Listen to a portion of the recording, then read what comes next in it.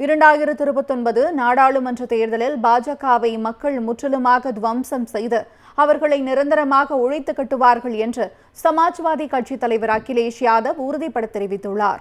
இதுகுறித்து அகிலேஷ் யாதவ் வெளியிட்டுள்ள சமூக வலைதள பதிவில் உத்தரப்பிரதேசத்தின் தோல்வியடைந்த முதலமைச்சர் யோகி ஆதித்யநாத் என்று விமர்சித்துள்ளார். பாஜக ஆட்சியில் மாநிலத்தில் மின் உற்பத்தி கடுமையாக பாதிக்கப்பட்டுள்ளதாக அவர் குற்றம் சாட்டியுள்ளார்.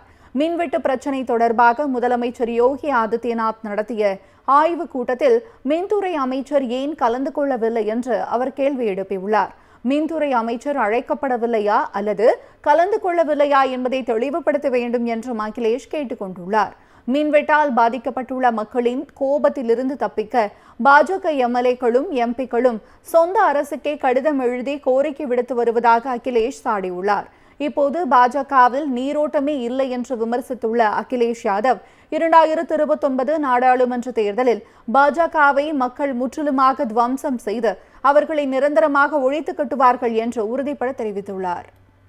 2029 நாடாளுமன்ற தேர்தலில் பாஜகவை மக்கள் முற்றிலுமாக துவம்சம் செய்து அவர்களை நிரந்தரமாக ஒழித்து கட்டுவார்கள் என்று சமாஜ்வாதி கட்சி தலைவர் அகிலேஷ் யாதவ் உறுதிபட தெரிவித்துள்ளார்.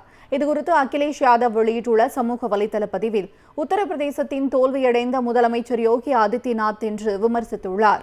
பாஜக ஆட்சியில் மாநிலத்தில் மின் உற்பத்தி கடுமையாக பாதிக்கப்பட்டுள்ளதாக அவர் குற்றம் சாட்டியுள்ளார்.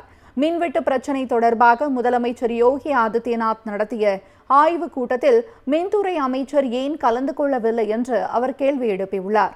மின்துறை அமைச்சர் அழைக்கப்படவில்லையா அல்லது கலந்து கொள்ளவில்லையா என்பதை தெளிவுபடுத்த வேண்டும் என்றும் அகிலேஷ் கேட்டுக் கொண்டுள்ளார். மின்வெட்டால் பாதிக்கப்பட்டுள்ள மக்களின் கோபத்திலிருந்து தப்பிக்க பாஜக எம்எல்ஏக்களும் எம்பிக்களும் சொந்த அரசுக்கே கடிதம் எழுதி கோரிக்கை விடுத்து வருவதாக அகிலேஷ் சாடியுள்ளார்.